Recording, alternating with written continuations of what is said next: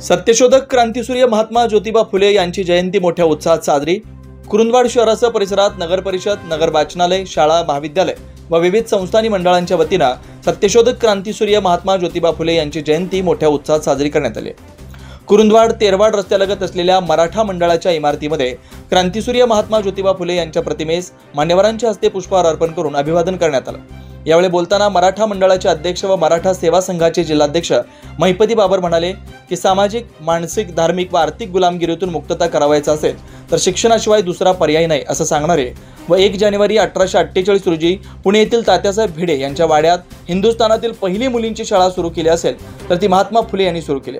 छत्रपती शिवाजी महाराजांच्या समाधीचा शोध फुले यांनी लावून सर्वात प्रथम शिवजयंती साजरी केली।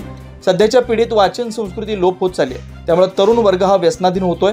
महात्मा फुलेंना व त्यांच्या पत्नींना बहुजन समाज सुशिक्षित व सुसंस्कृत होण्यासाठी शाळा सुरू केल्यामुळे फार त्रास सहन करावा लागला, तरी देखील त्यांनी आपलं ध्येय सोडलं नाही। आभार मंडळाचे सचिव गोवर्धन माने यांनी मांडले।